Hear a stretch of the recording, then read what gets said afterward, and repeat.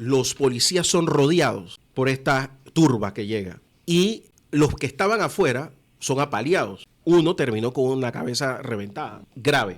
Llevan 4 heridos más. Fueron llevados como pudieron adentro. Y los que estaban adentro se defendieron como pudieron. Evidentemente, esto es algo orquestado, organizado, planeado con mucho tiempo de anticipación y para que sea operacionalmente viable, porque los flujos económicos a través de los bancos están altamente verificados, altamente supervisado, y evidentemente que aquí está saliendo dinero en efectivo, no se sabe de a dónde, y evidentemente tiene que...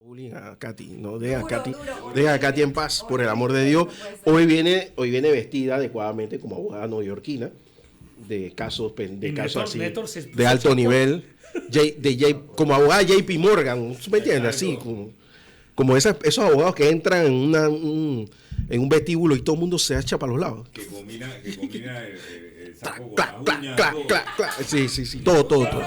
Oye, no, está mejor vestida que la secretaria de defensa que vino. ¿Tú estás segura que no va a asumir ningún cargo del gobierno? No. O está haciendo un cierre millonario. Y no quiere decir nada. Aquí pues la gente es así. Que hay gente que se ha ido de esta mesa directo para la presidencia. Y después nos cuentan de que estoy acá. Siempre les avisaré por dónde. Y después tratan de regresar a la presidencia para acá y yo no lo vea. Hoy tan tóxico. Está violento el programa. Oye, a mí me criticaron antes. Dijeron, cuando ustedes empezaron, yo los escuché y que no, que José Abel venía tarde, pero que yo seguramente no iba a venir. Voy a darle la palabra a José Abel Armengol porque iba a trabajar algo. Gracias a Dios, yo no le di información, que se las compartí a algunos de ustedes, alguna información. Para que él no esté intoxicado por lo que... Porque ahora que yo le voy a dar información, porque yo creo que él maneja mucho, porque es un señor de las agencias de inteligencia, que por cierto... De seguridad, por favor. Que por cierto, es diferente. Me aseguran desde el Estado que no hay infiltración externa. Aquí, en cuanto a, por ejemplo, un país, yo siempre digo, los cubanos, eso. No hay. En el tema de Bocas del Toro. No hay ningún tema. Guillermo, ¿tú sabes la cantidad de problemas que tiene Cuba para estar metiéndose aquí? O sea, tú sabes la cantidad... No, te lo digo sinceramente, el tema de la electricidad, tema de abastecimiento... No, ni Venezuela siquiera. O sea, en este momento Cuba no está en posibilidad de... Lo que sucede, Guillermo, es que hoy, ni le interesa tampoco. Sí, lo que sucede es que hoy en día en Panamá los flujos de dinero que son requeridos específicamente para toda la operatividad de estos grupos son flujos de dinero que son altamente seguidos, altamente verificados. Follow the money, le dicen los norteamericanos. O sea, tú sigues el dinero, la ruta del dinero, y tú vas a darte cuenta perfectamente quién está atrás de toda la operatividad. Mira, en Bocas del Toro, de seguro se va a poder saber ese dinero, la operatividad, de dónde viene, a menos que sea en efectivo el movimiento del dinero, que también puede ser. Entonces ahí es a donde dices tú, ¿de dónde viene la plata? Que efectivamente se... Sí, pero José Abel... pero hay algo. Mira, si recuerdan hace unos meses que se dieron hay que sacar la plata de los bancos, a menos que sea dinero del narcotráfico o sea dinero en bulto pero mira, sacaron una suma fuerte de dinero de un banco. Y aquí hubo uno que llegó con un cheque de $1 millón a un banco, que voy a reservarme el nombre, y se lo cambiaron. ¿Tú me puedes explicar? Pero queda el trazado. Yo fui a pedir $3.500 de mi plata y me sentaron 15 minutos a mirarme. Tres tipos salieron a verme. Si yo era un tipo de maleante, una cosa así. Pero queda el trazado específicamente. Bueno, eso es verdad, porque hasta yo sé quién es el tipo. ¿Por qué usted sacó ese dinero? Incluso se le puede cerrar la cuenta. Mira, hay un tema, los abogados actualmente a veces hacen de financistas y dicen, yo puedo administrar la plata en esto, usted no puede administrar ninguna plata en esto, usted es abogado, y si es abogado, usted litiga, pero el lector no me puede depositar mis $750,000 en mi cuenta y decirme, oye, José Abel, págale a fulano, págale a mengano, porque ya yo soy un administrador de dinero ajeno. Abogados que son pasarelas de pago. Exacto, y como administrador de dinero ajeno, yo soy una persona que está supervisada por la superintendencia de sujetos no financieros regulados. Entonces, específicamente, ese dinero que se usó en Bocas del Toro, que es una organización criminal, porque hay una organización criminal que operó, que tiene todos los elementos del crimen organizado: financiamiento de actividades ilícitas, control de territorio, utilización de armas. Los señores se han metido a robar en comercio, a hurtar en comercio, han hecho allanamientos a residencias donde se han encontrado cosas de las que se han hurtado. Existen actos vandálicos increíbles. Se le han pegado a funcionarios, se ha roto la cabeza a una funcionaria específicamente, y hay un pocotón de policías heridos. Los heridos actúan de la misma forma como actúan los mafiosos, no van a los hospitales. Mira tú la gravedad de este tema, las declaraciones que hizo el ministro de Seguridad, que los heridos no están yendo a los hospitales y que hay médicos atendiendo heridos a sabiendas de que son heridos en estas actividades ilícitas en sus casas, y médicos que trabajan para el Estado.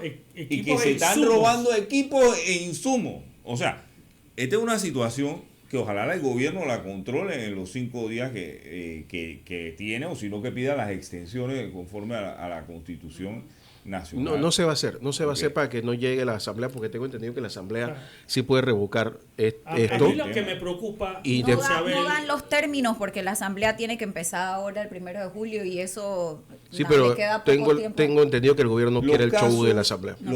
Y decir algo, antes de ceder la palabra a Hitler. Los casos que se están dando, que son casos criminales, en los cuales se pueden probar a través de la utilización de cámaras, a través de la utilización de seguimiento, de vigilancia y todas estas cuestiones que se están dando en Boca del Toro, están puestos a órdenes de los jueces que están más cercanos del circuito judicial, que es Chiriquí, y ahí se está llevando o judicializando los hechos delictivos. Eso es importante.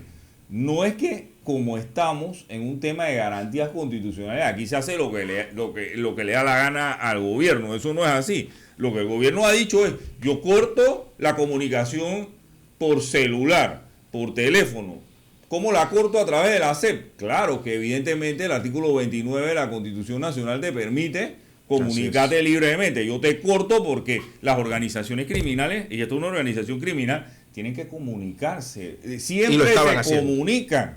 Las organizaciones criminales se comunican, entonces yo tengo que cortarle la comunicación. Se cortaron la comunicación y se pacificó el lugar. Claro, porque las organizaciones criminales se comunican. Tú siempre tienes que irte a los teléfonos de estos delincuentes. ¿Por qué? Lo primero que lo vas a capturar, agarra el teléfono y drena ese teléfono, porque ahí te vas a dar cuenta de dónde venían las órdenes, de dónde venían los flujos. Esto solamente para un poco de docencia con el tema de la suspensión de las garantías constitucionales. Voy a leer rapidito unas líneas del artículo 55 de la Constitución con respecto a que si se puede prolongar o no el estado de emergencia y demás de él. Dice: el órgano legislativo, por derecho propio o a instancia del presidente de la República, deberá conocer de la declaratoria del estado referido si el mismo se prolonga por más de 10 días y confirmar o revocar total o parcialmente las decisiones adoptadas por el Consejo de Gabinete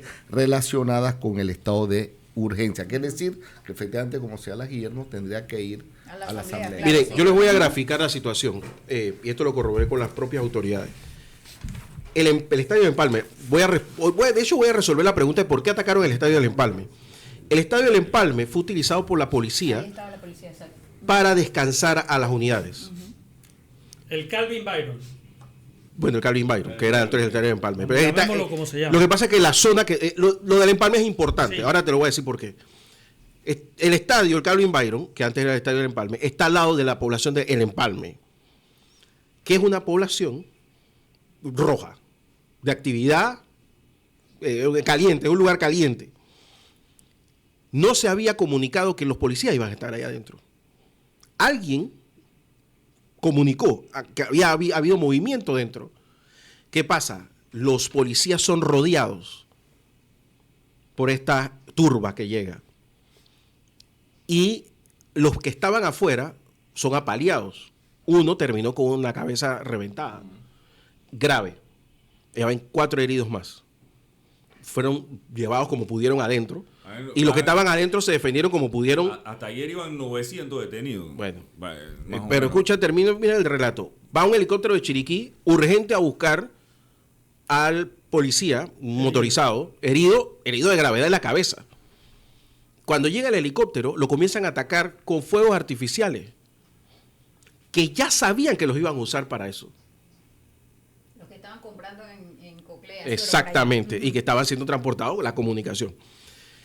El helicóptero pudo evitar los fuegos artificiales porque subió a una altura que no llegaban, porque para colmo comprar esos fuegos artificiales, eso que usan en Los Santos, eso de varita, sí. Pues está bruto. Entonces, logra el helicóptero bajar, pero solo le da tiempo a subir al grave.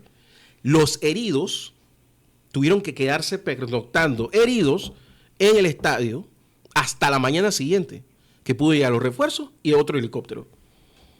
Es importante. Imagínate la situación. Entonces, claro, ¿qué hace el gobierno para esta vaina? Porque si no, no vamos a poderlo controlar. La situación es gravísima porque la operatividad del Estado para controlar lo que es Bocas del Toro implica, por ejemplo, si nos vamos a la cárcel aguanta 200 detenidos. Esa cárcel no puede, ahí no puede haber más de 200 detenidos, hay ya más de 900 detenidos. Entonces hay que mover a los detenidos. El pie de fuerza, de la Policía Nacional inicialmente entra a control de multitudes, ya sale control de multitudes y entra la policía regular como parte del pie de fuerza. Pero el pie de fuerza no es, los recursos son limitados, no es ilimitado. Si yo agarro mi pie de fuerza y yo lo tengo que concentrar allá, yo debilito otras áreas a nivel nacional, porque el pie de fuerza que tiene que haber ahí de la Policía Nacional y con eso pueden estar contando las organizaciones específico, y las organizaciones criminales están contando con eso, es específico. Ahí se requiere tanto policía para controlar y yo no puedo tener el triple de policía porque mi pie de fuerza se ve limitado. Eso es importante. Lo otro, evidentemente, y la comunidad debe saberlo, evidentemente esto es algo orquestado, organizado, planeado con mucho tiempo de anticipación y para que sea operacionalmente viable, porque los flujos económicos a través de los bancos están altamente verificados, altamente supervisados, y evidentemente que aquí está saliendo dinero en efectivo, no se sabe de a dónde, y evidentemente tiene que ser el crimen organizado o de actividades ilícitas. En el día de ayer, la reunión que tuvo la magistrada María Eugenia López con el Procurador General de la Nación y el embajador Cabrera, en donde se cortaba la cinta para el tema de las fiscalías y de los juzgados de criminalidad organizada, para efecto de poder de alguna manera especializar esto un poco más y que la comunidad sepa, esto es parte de una estructura, yo voy a decir esto aquí, ojalá que a Gilia no le moleste, del manifiesto comunista y de esta retórica que llevan a que señalan que hay que pegarle a la base, pues. Hay que pegarle a la base para ver si se cae, si se destruye. Por suerte esta vez los bocatorreños no comieron del cuento. Y ellos lo que están tratando de hacer es llevar al gobierno, encasillarlo en Bocas del Toro, ¿eh? Pero para quién sabe qué cosa. Yo voy a hacer una aclaración desde el punto de vista marxista, estrictamente marxista. Este no es un movimiento revolucionario, sí, que aquí no hay ninguna organización de izquierda que esté luchando para tomar el poder. O sea, estoy de acuerdo con Hitler. Era una protesta que ha derivado en una actividad delincuencial. Y que si a través de ¿por qué deriva una actividad delincuencial? Porque la dirigencia no tuvo el control. Eso sí. Si a través de esa actividad delincuencial puede tumbar el gobierno, bueno, ya hay ganancia. Oye, que gobierne el que sea. Katy va a decir algo. Siguiendo la línea de Néstor y nosotros los abogados acá por tema de docencia, es importante porque, como decía Guillermo, se ha visto el fin de semana muchos grupos que salieron, otros en defensa, otros en contra de la suspensión de las garantías constitucionales. Y se habla mucho de los derechos humanos y la gente tiene que entender que los derechos humanos son distintos a los derechos consagrados en la garantía constitucional. O sea, van ligados, van de la mano, pero los derechos humanos son inherentes a las personas y los constitucionales son esos que pasamos a nuestra constitución. Se suspendieron varios derechos constitucionales en virtud de todo lo que ustedes han explicado aquí, las condiciones de inseguridad, y se trató de llevar o de traer a la mesa una sentencia de inconstitucionalidad cuando la vez anterior en el área de Biguí, la SEP mandó igualmente a las empresas proveedoras de servicios de telecomunicación a suspender las comunicaciones internet y celular. Y hay que hacer la salvedad que en este caso se hizo de manera correcta, porque la anterior vez fue una orden directa de la SEP. Esta vez era fundamentado en el decreto de gabinete que estableció el estado de emergencia, y que obviamente bajo esa instrucción el ministerio pues da la orden a la SEP para que se haga. Entonces no podemos hablar que estamos ante la misma premisa, porque en el evento anterior fue una orden directa de la SEP, ahí sí fue inconstitucional porque tenía que hacerse a través de los canales como se hizo esta vez. Pero a veces aprendemos de los errores y no cerramos el círculo, y era de lo que yo hablaba. Si bien aquí estamos indicando que era necesario que se tomaran esas acciones por todos los actos de delincuencia, de crimen organizado y la perturbación a la paz y a la seguridad que se estaba dando en la provincia de Bocas del Toro, no es menos cierto de que para tomar decisiones como esta, el Estado también tiene que estar orquestado. O sea, se senta el Consejo de Gabinete y se va a tomar estas instrucciones. ¿Qué se necesita para que esto no se nos salga de la mano? Y cómo, lo que yo reprocho es que como a la declaratoria de una situación como esta, en donde también dicen los tratados internacionales que cuando se declara un estado de emergencia como este y se suspenden garantías constitucionales, debe hacerse por la necesidad estaba en proporcionalidad y cumpliendo con la legalidad. ¿Y qué era lo que tenía que garantizar el Estado panameño? Que efectivamente las autoridades que fueran veedoras de ese cumplimiento de la legalidad pudiesen estar en la provincia, para que no hubiesen luego detractores de la situación que se estaba dando. Y es impresentable que el defensor del pueblo indique que tenemos que retirar a las autoridades de la Defensoría del Pueblo de la provincia de Bocas del Toro, y cualquier denuncia, queja, comuníquense con nosotros por WhatsApp o por internet. ¿De qué manera? Si ustedes suspendieron, obviamente, en estricto derecho, porque ya lo hemos visto, las garantías constitucionales. Las autoridades tenían que estar Las autoridades tenían que estar allí. Es a lo que yo me refiero, Guillermo, porque ¿cómo vas a garantizar entonces la legalidad de los actos que se están dando si tú retiras las autoridades? ¿Y cómo el ente rector va a decir, bueno, comuníquense conmigo por WhatsApp? Eso parecía una burla, ¿me entiendes? Entonces, al final, es un poquito la desconexión. Se va a tomar una decisión como esta, aprendieron, la tomaron en los términos legales como procedía, y después se desconectaron de lo que iba a pasar después. No, todo eso tenía que estar organizado, Guillermo. Es a lo que yo quiero, miren, yo he estado revisando comentarios a diferentes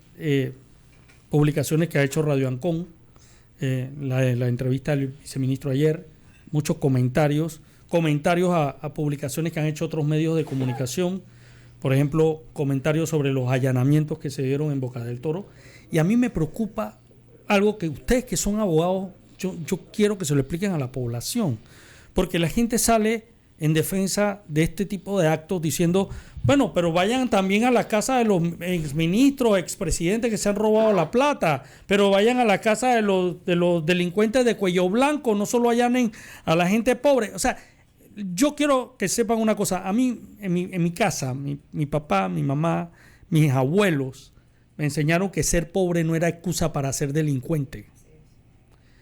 Ser pobre no es una excusa para ser delincuente.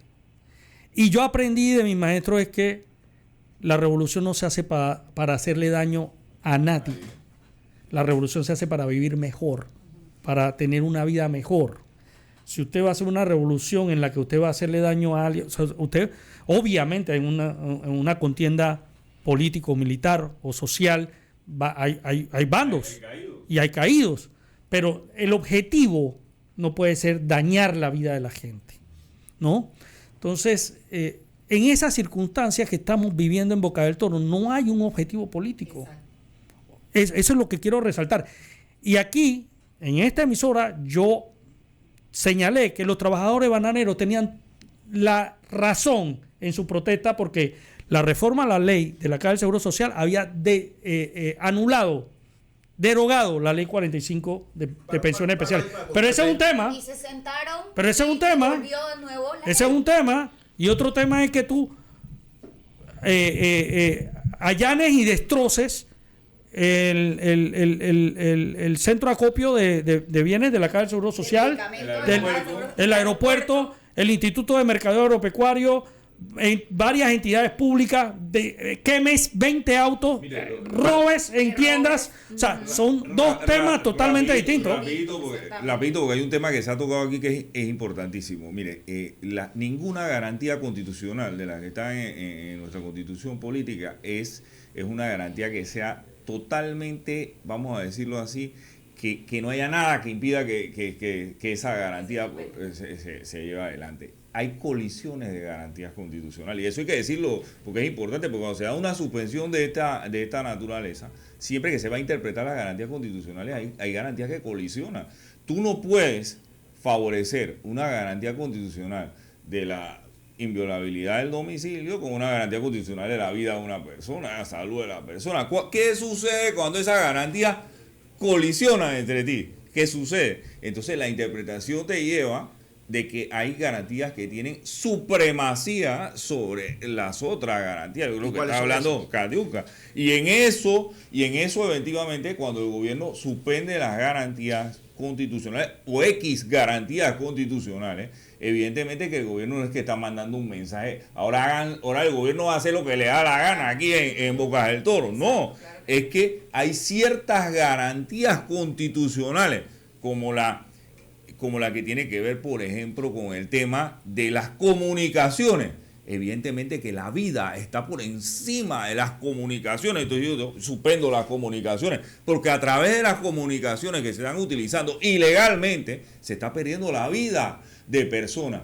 La suspensión de la garantía constitucional de las comunicaciones normales, de la inviolabilidad del domicilio, todas estas cuestiones, pero de las comunicaciones principalmente, es considerado una intervención telefónica. Eso hay que decirlo aquí, porque la gente piensa que una intervención telefónica nada más es cuando un tercero entra a escuchar una conversación de otras personas a las que no estaba dirigida. No, una intervención telefónica también es cuando tú le paras la posibilidad de que los individuos se comuniquen. Pero eso hubo que hacerlo, ¿por qué? Porque la vida de las personas en Boca del Toro estaba en peligro. Entonces esas garantías constitucionales de la vida con la comunicación colisionaban. Hay un montón de abogados que hay que regresarlo a la Facultad de Derecho, porque yo vi gente y que abogados escribiendo y diciendo, no sé cuál es el problema que la gente no entiende.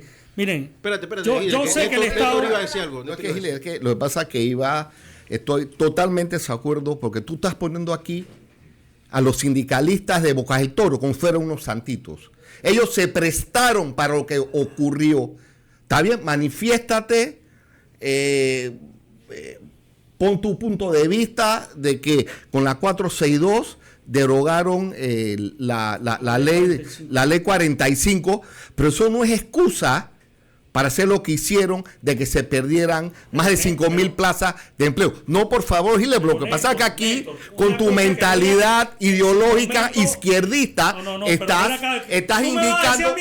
Si los panameñitas, tu presidente, el presidente de tu partido apoyó todo ese movimiento. El señor Blandón apoyó todo este movimiento y ahora resulta que los panameñitas están diciendo que no, que los demás son nada más los izquierdistas. No, hay varias corrientes ideológicas.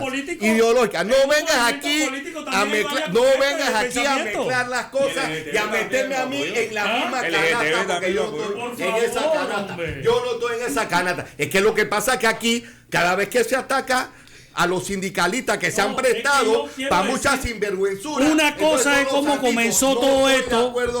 Una cosa es cómo comenzó todo esto y luego cómo fue degenerando. Se prestaron, acabaron con la provincia de Boca del Toro y eso no tiene nombre, Hitler. Ya ellos son parte de esto. ¿Por qué no recogieron a toda la gente que estaba en Esa es una buena pregunta, pero esa respuesta no la tengo yo. Déjeme cerrar la tiene el señor Smith. Déjeme cerrar con un fact. Ayer vino el viceministro de Comercio. El ministro no pudo venir porque tiene un problema personal que ustedes ya han escuchado. Así que lo está resolviendo. Y en las redes. Este país es de gente bochinchosa. Entonces, sí, que es así, no. Entonces, vino amablemente el viceministro, iba a venir también la ministra de Trabajo, pero al final no pudo venir porque tenía una cosa de costalete. Allá voy. La información que yo tenía, por eso lo invité al viceministro, es que Chiquita ya había decidido irse. Es más, cuando el presidente anuncia que el presidente Chiquita va a reunirse con él, es a decirle que se va. Lo que hizo el gobierno fue patear un poco la pelota para ver si podía hacer algo. Y el sindicato, escuchen lo que les voy a decir, el sindicato que ya sabía la actitud de la bananera. Pero la conocía de hace años. Por ellos mismos. ¿Por qué? Porque el golpe del 2023, el golpe del 2022, la pandemia, fueran 70 millones anuales que tenía que meter esa empresa. Ahí, entonces los tipos dicen, yo no puedo estar enterrando plata aquí, que ni siquiera es mi mayor operación. Los tipos ya estaban decididos a irse. Lo único que estaban esperando era que pasara algo más. Y el sindicato lo sabía. Y el sindicato actuó en concordancia. Ellos sabían bien que si ellos se iban a un paro largo, le iban a cerrar la empresa. Lo sabían. Y además, para que sepan, porque mucha gente dice, ay, pobrecito es mí, ¿por qué lo metieron preso? Resulta que él se comprometió con Monseñor Ulloa al lado a algo y al día siguiente hizo lo contrario. Lo que pasa es que no ha trascendido suficiente, que es un problema de comunicación que hay, que el gobierno va a tener que resolver eventualmente. Pero no se cumplió las cosas. Por eso es que procedió el Ministerio Público. Pero ¿sabes qué faltó ahí, Guillermo? Que es algo que le falta a este gobierno. Comunicación, porque allí, en el momento que el señor Smith se comprometió con Monseñor Ulloa y el gobierno a levantar la protesta, tenía que haber un comunicado oficial diciendo...